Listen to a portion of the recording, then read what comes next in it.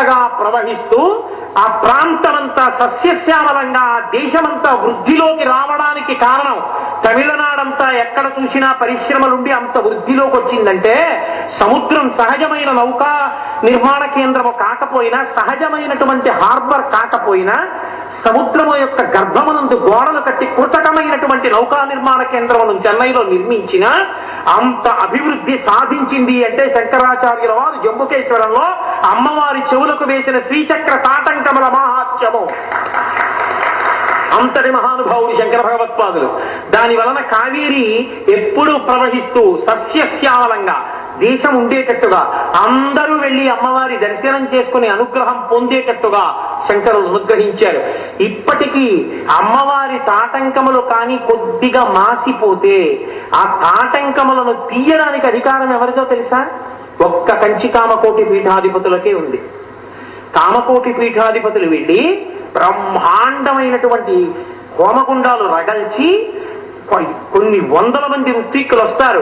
అనేకమైనటువంటి పారాయణలు, సాంస్కృతిక కార్యక్రమాలు, అమ్మవారి యొక్క భజనలు జరుగుతుండగా అమ్మవారి శ్రీచక్రతాటంకములలో ఉన్న శక్తిని సమంత్రకంగా చందనపు ముద్దలోకి ఆకర్షించి చందనపు ముద్దని మళ్ళీ పూర్ణకలశం మీద పెట్టి పూర్ణకలశాన్ని దేవాలయం బయటికి తెచ్చి సమంత్రకంగా అప్పటి వరకు అమ్మవారి చెవులకు తాత్కాలిక తాటంకములు వేసి ఇప్పటికీ కోయంబత్తూరులో ఒక స్వర్ణకారుడి కుటుంబమే దానికి మెరుగు పెడుతుంది. 326 వజ్రవైఢూర్యములతో ఉన్న తాటంకము ఆ కుటుంబానికి పంపిస్తే వాళ్ళు మడి కట్టుకుని దీక్షితులై వాటికి మెరుగు పెడతారు.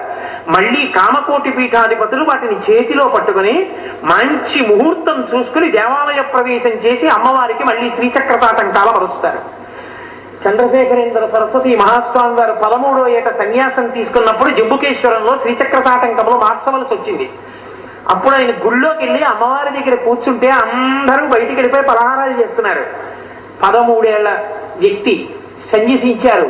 మహానుభావుడికి అమ్మవారి అనుగ్రహం కారణజన్ముడు, ఈ భూమి మీద నిలిచిన మరో శంకరాచార్యుల వారు ఆయన చెప్పుకున్నారు తన జీవితంలో, నాకు 13 ఏళ్ళు, నాకేం తెలియదు, జంబుకేశ్వరం లాంటి క్షేత్రం అంతరాలయంలో నన్ను కూర్చోబెట్టారు, నాకు ఆకలిస్తోంది, అమ్మ పెట్టిన సద్దన్నం గుర్తొచ్చింది, అప్పుడు నాకు అమ్మ కనపడదుగా, అన్నం పెట్టదుగా, నీవు పీఠాధిపతివి, నువ్వు దీక్షలో ఉండాలి, నువ్వేం తినకూడదన్నారు.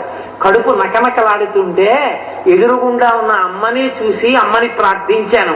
ఆయమ్మే ఇవాళ ఇంత వాణ్ణి చేసి పీఠానికి మత్స రాకుండా నన్ను పీఠాధిపతిని చేసి నడిపించిన జీవితాన్ని ఒడ్డెక్కించిందన్నారు.